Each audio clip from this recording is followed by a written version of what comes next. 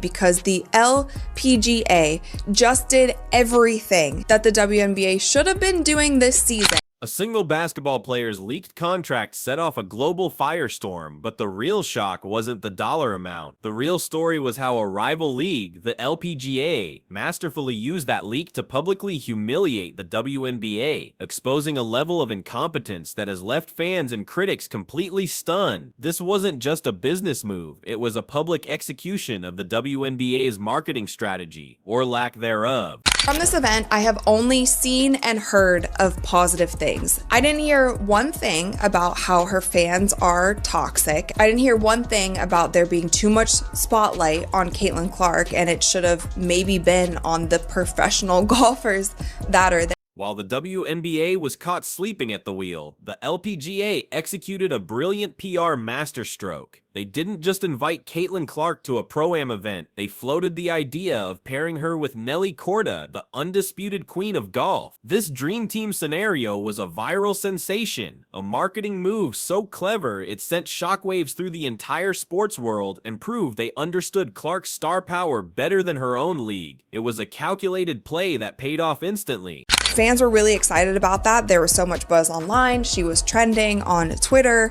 all of the things. And the LPGA was promoting the crap out of this event. As social media erupted with excitement over this golf crossover, the WNBA's official response was beyond bizarre. It was non-existent. They offered complete and utter silence. No retweets, no shoutouts, not even a flimsy pre-written congratulatory message for the one player single-handedly shattering their viewership records. It was a deafening silence that spoke volumes, a silence that felt less like an oversight and more like a statement. It just goes to show that all of us who have been speaking out about this and saying, like, it doesn't seem like you guys are giving Caitlin, the kind of props that she deserves for bringing all these eyeballs and, the Caitlin Clark effect that we talk about, viewership, money, all of those things. All of the people who were shouting this for the entire WNBA season, this is an instance where we are proved correct. This wasn't just a one-off mistake or a simple social media gaffe. It's part of a deeply disturbing pattern of behavior from the WNBA, a league that seems almost allergic to promoting the very phenomenon that could finally launch them into the mainstream. They've been handed a golden ticket, a generational talent with a built-in fan base of millions, and for reasons no one can understand, they seem determined to set it on fire. You see her at this event, you see the kind of noise that this is making, you see that this is trending on social media, you see that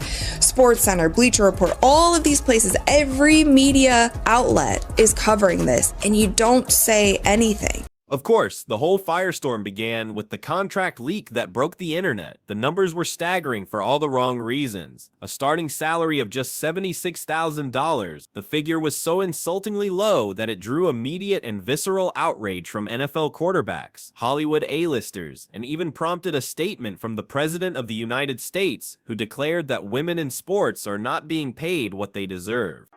All of their golfers in one event. And you would be crazy to think that they're not going to have another event and invite Caitlin to it. They're going to invite Caitlin to as many events as they possibly can. The numbers became even more ludicrous when placed side by side with the NBA. The top male rookie pick just a year prior had inked a deal worth over $55 million. The comparison wasn't just apples to oranges. It was a glaring exposure of the massive chasm between the two professional leagues, sparking a fierce and long overdue debate about pay equity and the value placed on female athletes in America. The disparity wasn't just large, it was a canyon. That's what we were talking about this whole season. We were correct. The fans that were saying that the WNBA seems to be trying to quiet the noise of Caitlin Clark, not letting her shine to her full ability, and not, in turn, not helping your own players in the league, we were right.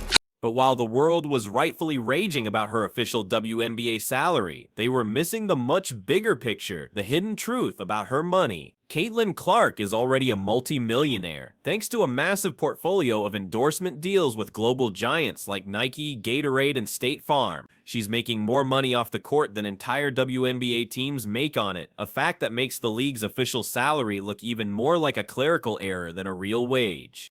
And this event proved it, because the LPGA did literally everything correct. They capitalized on the moment, they found a way to put it on television, they allowed people to be The LPGA understood this perfectly. They weren't marketing Caitlin Clark, the employee. They were marketing Caitlin Clark, the brand. They didn't just invite her for a casual round of golf, they crafted an entire media spectacle around her. Photos of Clark and Korda flooded the internet, creating a crossover event that captivated basketball fans, golf fans, and even people who don't follow sports at all. They were selling a cultural moment while the WNBA was struggling to sell tickets. And I just don't understand why the WNBA, I mean, I will never understand. I feel like they fumbled so many things this season. They weren't ready for the moment.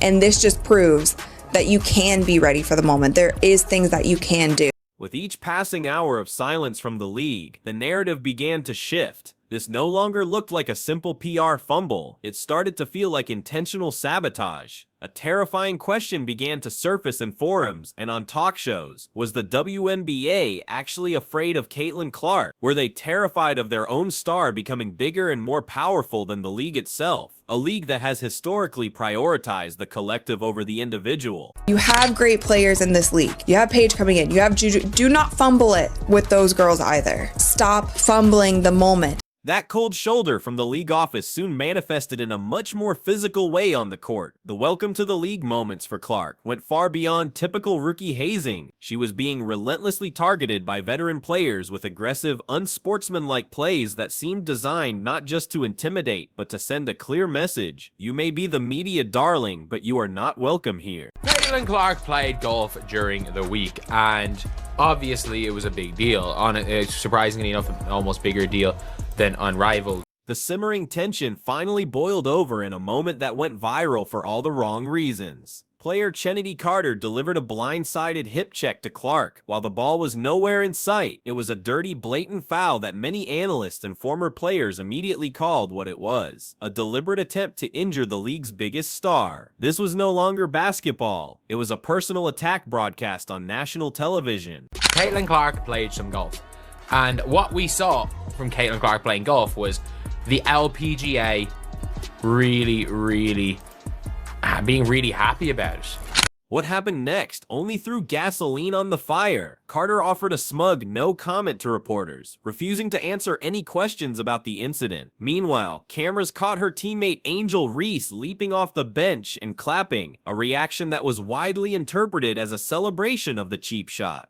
A national debate about raw jealousy in the WNBA was officially ignited, with battle lines being drawn in real time. This wasn't just about on-court rivalries, it was the green-eyed monster rearing its ugly head. For years, WNBA veterans have fought for scraps of media attention and meager paychecks. Suddenly, a rookie walks in with a prepackaged Nike deal worth a reported $28 million and the entire world's attention. Clark's success didn't come from paying her dues in the league. It came from an external superstardom that completely bypassed the established hierarchy, and for some, that was an unforgivable sin. The media, particularly outlets like ESPN, began fanning the flames with relentless coverage. Every hard foul, every cold comment, every subtle eye roll from a competitor was analyzed and replayed in a 24-hour news cycle. They weren't just reporting on a story, they were actively creating a narrative of Caitlin versus the world. This constant media storm created a feedback loop of outrage, turning every game into a dramatic referendum on the league's internal culture. And where was the league's leadership in all this?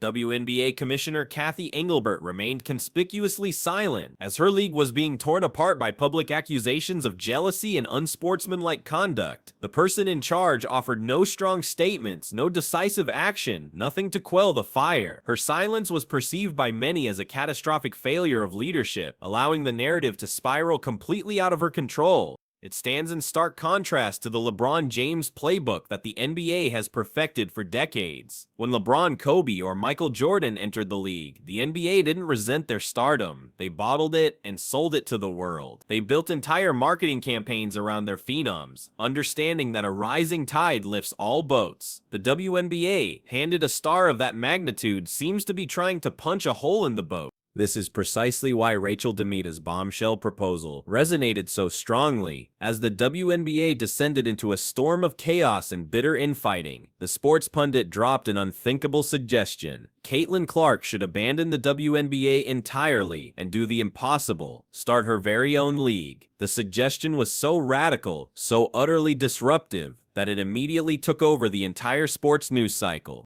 Demita's justification for this radical move was both brutal and direct. He argued that the WNBA was a fundamentally broken system, a league that has consistently failed to properly pay, market, or protect its greatest assets. He pointed out how many of its stars are forced to play overseas in the offseason just to make a respectable living, a degrading reality that a multi-millionaire brand like Clark would never have to face.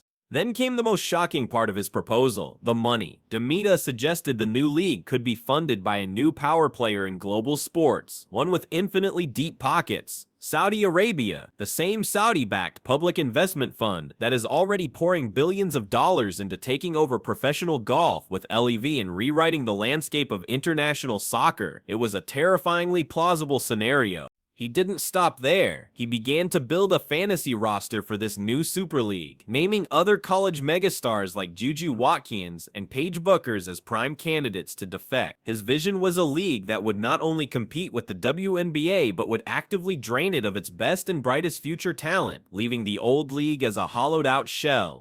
But the most revolutionary part of his proposal was giving the players themselves equity. He envisioned a league where the athletes were also owners, giving them skin in the game and a share of the profits. It was a concept so groundbreaking it would completely upend the traditional, often exploitative, model of professional sports in America, shifting power from the owners to the stars themselves. What makes all of this plausible is that Clark's popularity is a force of nature unlike anything seen before. Her fans aren't just casual viewers, they are a fiercely protective army. They show up hours early, buy out merchandise in every city, and create an intense personal connection that even legends like Tiger Woods in his prime never commanded.